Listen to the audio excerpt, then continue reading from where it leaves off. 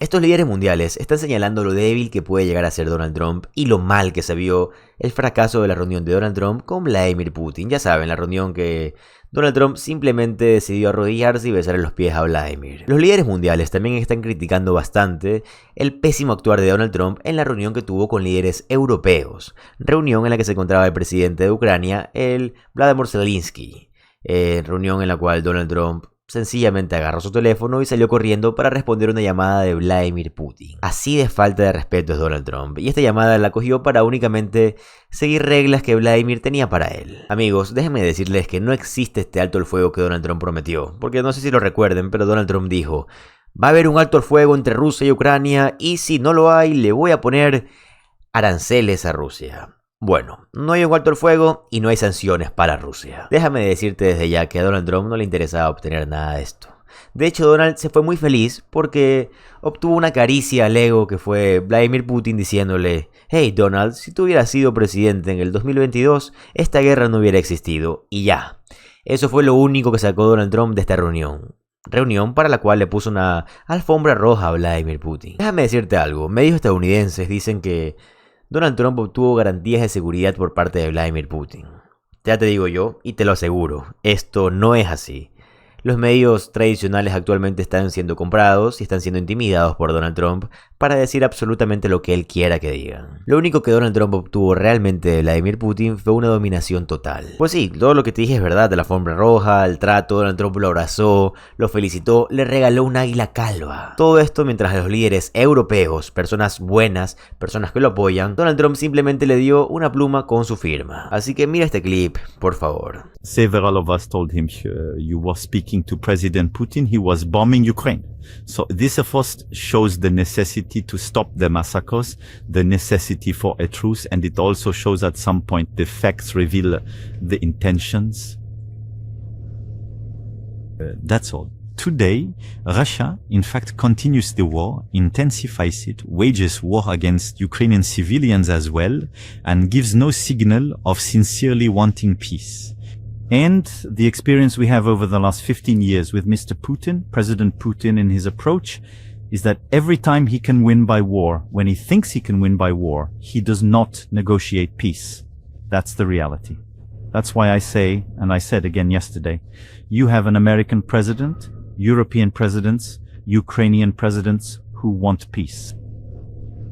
For my part, I have the greatest doubts about the reality of a desire for peace on the part of the Russian president, because as long as he thinks he can win by war, he will do so.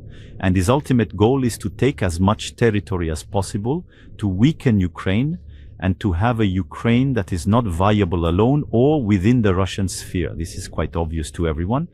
And so, our objective is simple: to have peace as soon as possible, to uphold international law and Ukrainian sovereignty, to minimize territorial losses for Ukraine, and especially to help Ukraine resist any new aggression, to have a Ukraine that has chosen Europe, to be able to continue choosing Europe freely, and to guarantee the security of Europeans. And these are the famous security guarantees we need for Ukraine today and tomorrow, and for us, Europeans, because it is our security at stake there. Luego en Canadá vimos una reunión muy importante entre el primer ministro Carney y el primer ministro de Ontario. Aquí podemos ver cómo se observan Doug Ford y Carney. La reunión como tal fue extensa, pero quiero que veas esta pequeña extracción. Mira, por favor. I know you're a busy man and getting a lot done since we saw each other last time. I'm going to take this opportunity to congratulate you again on your leadership, obviously, of this province, but also of the Council of the Federation. At a critical time for the country, the work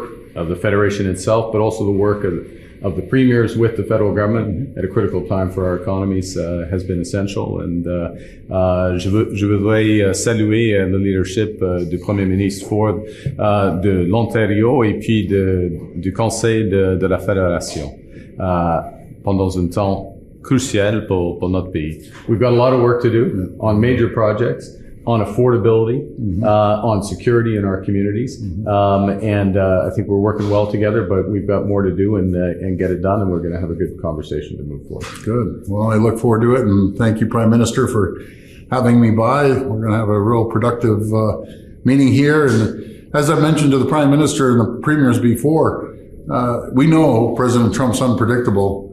we have to find out what we need to do to make sure that we create the environment and the conditions for companies from around the world to continue investing in Canada. Yeah. And we'll have that discussion. But thank you, everyone. Thank you very much. Actualmente India está muy enojada con el régimen de Donald Trump, pues, por si no lo sabes, por años Estados Unidos se ha encargado de proteger a India y alejarla de Rusia y de China y acercarla a Estados Unidos. Todo esto obviamente en mandatos anteriores a Donald Trump. Y actualmente Donald Trump aceptó millones de dólares provenientes de criptomonedas, pero de parte de Pakistán, ya sabes, el enemigo directo de India. Y luego de esto, Donald Trump básicamente se convirtió en un fanático de Pakistán. Y sí, básicamente después de esto, Donald Trump traicionó directamente a la India. Y eso es lo que está pasando, y para colmo, Donald Trump se atribuye la paz que existe entre Pakistán y la India. Y es más, desde la India le mandan a decir, no Donald, tú no hiciste esto, deja de atribuirte cualquier mérito. Pero de todos modos, esto proviene de medios de comunicación de la India, donde dicen que India simplemente va a comprar petróleo, de donde Donald Trump dice que no lo hagan, porque lo que están haciendo es alejarse de Estados Unidos para acercarse a China. Mira el clip, por favor. You know, would one be calling this as a big message at this given point to the United States from India that, you know, we will not be bullied around in terms of who we choose to trade with? Yo sé que esto de aquí nunca lo vas a ver en un medio normal, los medios tradicionales no hablan de esto, y mucho menos en español. Pero yo considero que es importante centrarse en cómo Donald Trump ha roto relaciones con India cuando ha costado tanto tenerlas. ¿Y sabes cuál es el problema? Que cada vez más países se asocian con China, y ya sabes, a China no le gusta tener esta competencia con Estados Unidos. Así que poco a poco Estados Unidos va a pasar de estar acá arriba a bajar y bajar y bajar y bajar y bajar. Mientras China sigue subiendo. Y esto va a dejar a Estados Unidos con mucho menos poder, ya sea político, ya sea económico, y básicamente va a dejar de ser potencia. Y créeme que a Donald Trump esto no le gusta ni un poco. Mira el clip, por favor. It's personal to you, and not just because you happen to be the president of Finland and you've got the largest land border, all those things that I keep repeating. I mean, it's personal to you. Your father, your grandfather were both born in cities that Finland was forced to cede to the then Soviet Union, cities that are part of Russia now. So, I mean, do you have any doubts about Putin's ambitions when it comes to expanding Russian territory? Well, I mean, we've seen that in both Georgia and in Ukraine. But, you know, I keep on stressing the basics of it. So statehood is based on independence, sovereignty, and territorial integrity. And after World War II, which for us was the Winter War and the War of Continuation, Finland retained independence, unlike, for instance, our Baltic friends, unfortunately. But we lost sovereignty to decide, and we lost territory. But the difference there is that at that time Finland was alone, but now Ukraine is not alone. And that's why I think it's so important that all of us, both Team Europe and Team US, keep on working for the independence, for the sovereignty and the territorial integrity of Ukraine. Y de nuevo, solo piensa en lo que están diciendo estos aduladores del régimen de Donald Trump, como el secretario de Tesoro Scott Benson, quien salió en Fox públicamente a burlarse de la India. Mira el clip, por favor. You know better than anyone that the Russian economy really isn't strong enough or big enough to carry on a sustained war. I mean, certainly not indefinitely. Couldn't do it without the help of India, buying mostly oil. Could not do it without the help of China, which is providing the bulk of the support to Russia. Now, India has gotten hit with secondary tariffs, which I think is very positive, put them back on their heels a bit. But China really is the big contributor to Russia's current economic stability. Given that, why haven't we put significant secondary tariffs on China for what they're doing to help Russia? Well, a couple of things there, Laura. One, China had always been buying Russian oil. So in 2022, 13% of their oil came from China, and now it's 16%, and they want a diversified oil supply. India, on the other hand, got about 1% of their oil from China in 22. Now it's up to 37%. So they're doing what I call the Indian arbitrage. They're buying cheap Russian oil, selling petrochemicals back out. Much of that is going to the richest families in India. We already have very high tariffs on China, and now India is going to see what it feels like. But China buys an enormous amount of ag from Russia as well. and they are the biggest supporter of Russia. Without China, Russia couldn't be in this war. Do you not agree? I agree. They've 15 billion minimum in dual-use technologies and other support that I'm sure we don't know about. Y aquí tienes a uno de los principales propagandistas de Fox, Jessica Tarlop. Escucha el clip, por favor. The Europeans were sitting around the Resolute desk yesterday like they were waiting for class to start. Trump was giving Europe a geography lesson. He even put up the big, beautiful map and sent it home with Zelensky as homework. If Zelensky can read a map like Trump can read a putt, we'll have a deal in no time. Ya te he mostrado esto antes, pero no me canso de decir que Donald Trump no para de decir: he resuelto 8 guerras, me merezco un premio Nobel a la paz. Pues gracias a mí, la India y Pakistán por fin resolvieron sus problemas. Es más, él dice que ambos hubieran lanzado bombas nucleares, así que gracias a Donald Trump, según él, el mundo sigue siendo un lugar de paz. Literalmente Donald Trump se cree Superman. Así que mira el clip, por favor. I think the deal I'm most proud of is the fact that we're dealing with India, we're dealing with Pakistan, and we were able to stop potentially a nuclear war through trade as opposed through bullets.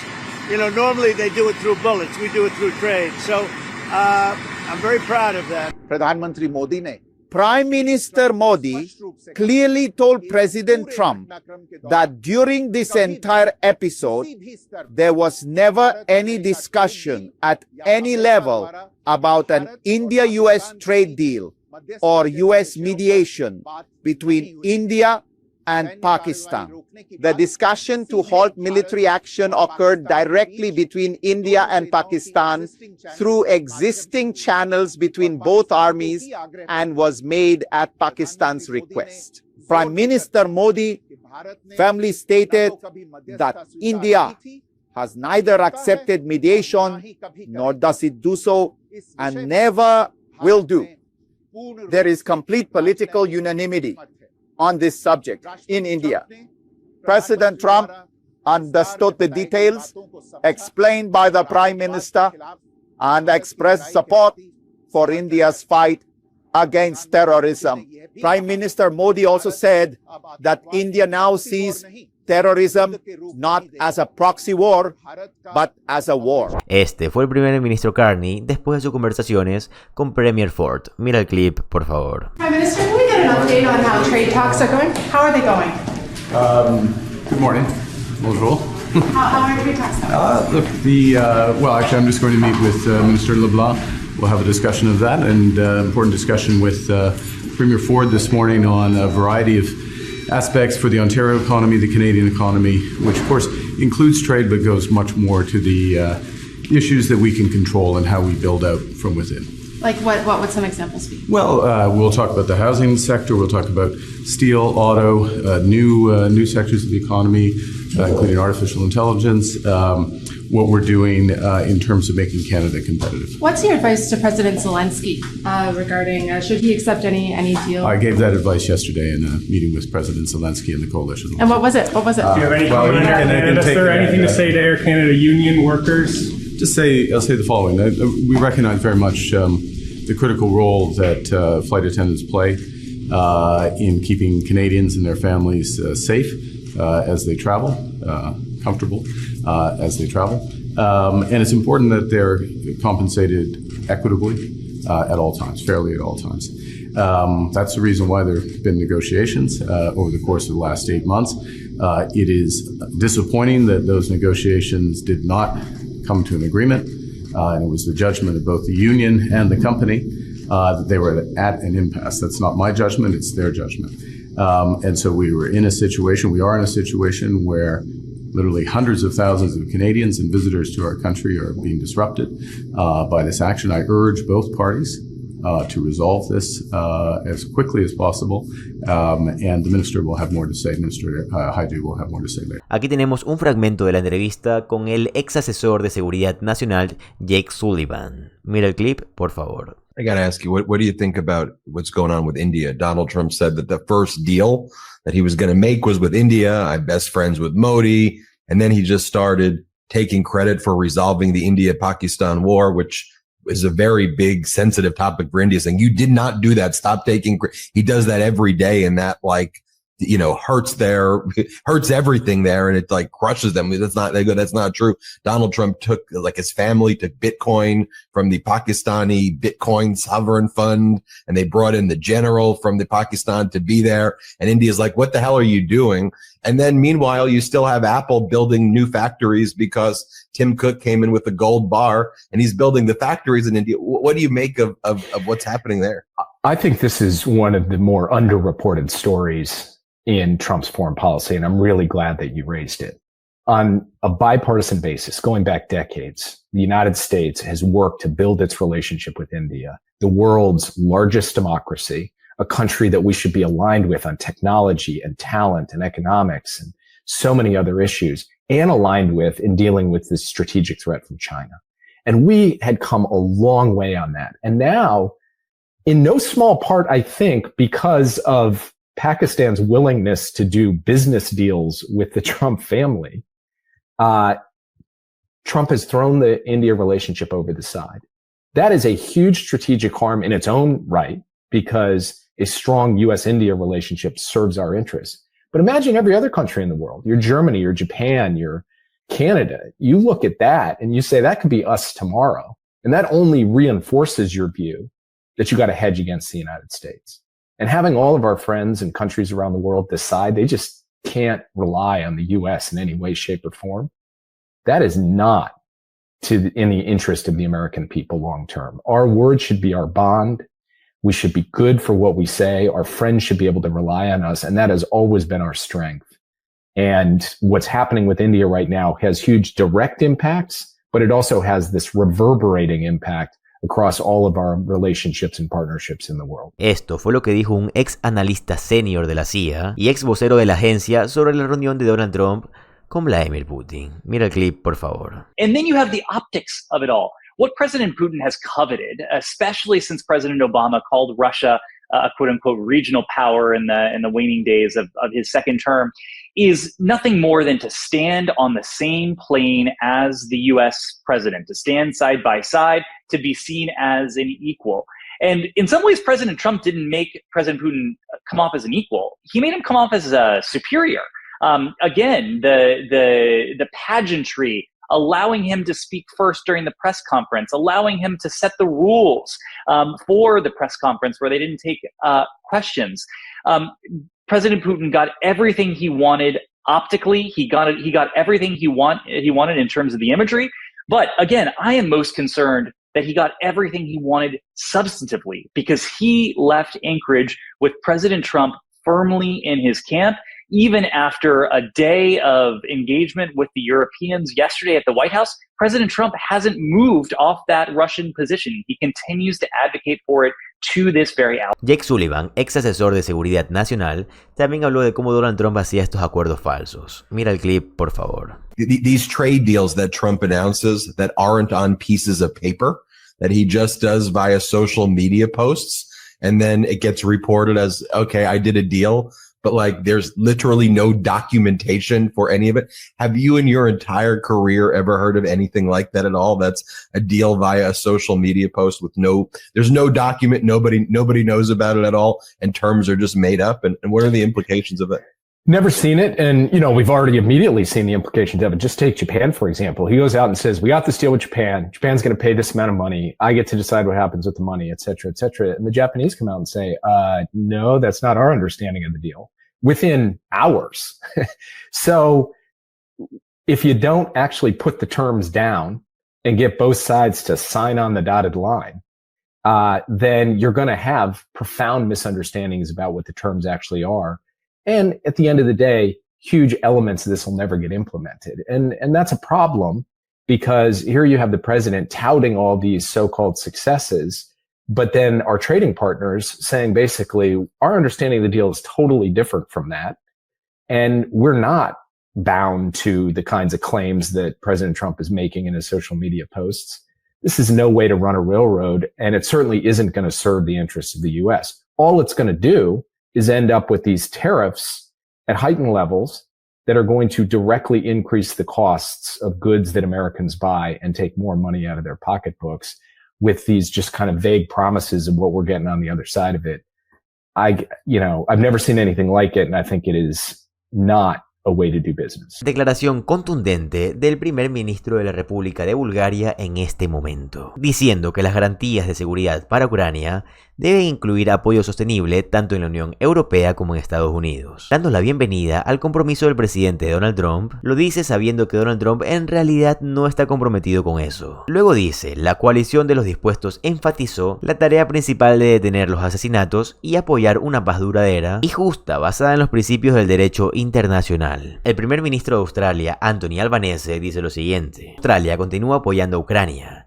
Esta noche participé en otra reunión de coalición de los dispuestos, organizada por Stammer, Macron, Friedrich Merz, Georgina Meloni y otros líderes democráticos. Australia da la bienvenida a los esfuerzos continuos para lograr una paz justa y duradera, incluyendo la discusión de ayer en Washington. Donald Trump le ha faltado tanto el respeto a Australia que de hecho Australia en este momento lo detesta. La propuesta de Donald Trump por eliminar el acuerdo AUKUS, este es un acuerdo entre Australia, Reino Unido y Estados Unidos, ha sido muy, pero muy mal vista por ellos. En primer lugar, muchos australianos ya se habían arrepentido de haber hecho este acuerdo. Y ahora, por culpa de Donald Trump, se arrepienten aún más.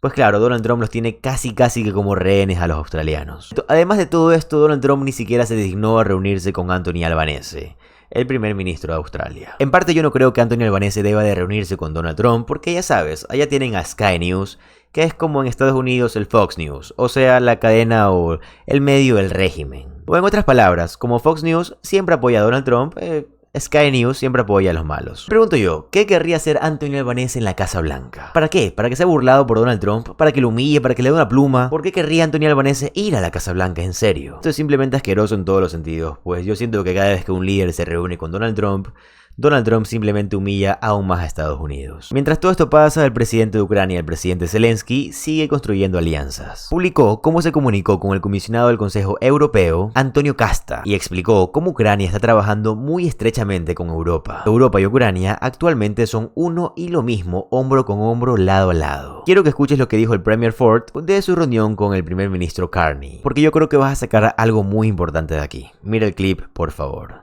We said, that we can never predict what Donald Trump is going to do, but we can predict, we can create the environment and the conditions for companies to come here and invest in direct foreign investment. The numbers came out a little while ago. Mind you, it was 2024. We had 409 companies, 39.875 billion, and 25,000 jobs created in Ontario. But keep in mind, that's before Donald Trump. So we have to beat him at his own game and make sure that we're more competitive and onshore as many products as possible. So did you guys agree to any concrete action on that front today? We had a great discussion. Nothing happens immediately in that room, but we're on the same page. We have a great partnership, and we're going to work jointly together to make sure that we're competitive and we create jobs. How likely is it, do you think, we're going to get a deal right now, percentage-wise? What would you put on the chances of Canada and the U.S. getting a trade deal?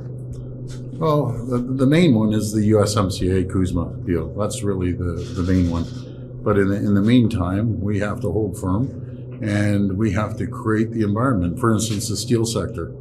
The steel sector, we have to look at the large infrastructure projects, shipbuilding, where Algoma up in Ontario, they do the flatbed steel and make sure that large scale infrastructure projects like a pipeline, the steel pipes come from Ontario. Was your sense from the Prime Minister now that Canada just has to accept that we're going to have tariffs from the United States until we renegotiate USMCA? Like, is there any movement on getting those removed? Well, I won't speak for the Prime Minister. What I can tell you, we're united on the message of let's start worrying about how we can be competitive here. Donald Trump is so unpredictable. I don't even know if he knows what he's doing tomorrow morning. So let's start focusing on creating that envirbement. But is there an acceptance? Is there an acceptance, I guess, from leaders that we'll just have the tariffs? Again, the Prime Minister will speak on that, but the President is unpredictable. He'll come out with some cockamamie thing tomorrow that we don't even know about. So right? do you think that Mark Carney is being too elbows down in response to that unpredictability? Not at all. He's doing an incredible job. He's working collaboratively with 12 other premiers and myself and working as Team Canada. and he's doing a very, very good job, in my opinion. Put in his position dealing with Donald Trump. Let's stop worrying about Donald Trump. We'll start focusing on Ontario and Canada and all the other provinces and territories. Premier, today is Pierre Poilievre's by-election. If he gets elected, I'm wondering, what's your advice to him going into the fall sitting of the Parliament? Work with the Prime Minister. How so? Let's team Canada. Let's put our political stripes aside and start working together collectively on large infrastructure projects, on other areas that he can cooperate with the government. Last question. Would you have plans to meet with Poilievre to push that message and make sure that he is working with the Prime Minister? All I want to do is move forward collectively as a government. I don't care about political stripes. The person I'm working with right now is the Prime Minister of the day. And as far as I'm concerned, he's doing a really, really good job considering the position he's been put in. I challenge anyone to try to deal with Donald Trump, myself included. He's a different type of cat. But we're united. We know what we need to do. And we know that we need to cut the regulatory burdens off of companies, lower taxes, put money back into people's pockets, support companies that need investment to grow and expand here, and onshore the procurement side. It's absolutely critical. Ahí lo tienen, amigos. Espero que este video les haya gustado y les haya servido, lo hayan entendido. Es más, si te gustó lo suficiente, te agradecería de todo corazón que se lo compartas a alguien que consideres que le guste. Como siempre te digo, si te gusta estar informado de lo que está pasando en Estados Unidos, te va a encantar suscribirte al canal, ya que subo videos todos los días. Mi nombre es José Alvarado, soy economista y estoy comprometido a informarte diariamente. Nos vemos en el siguiente video. Adiós.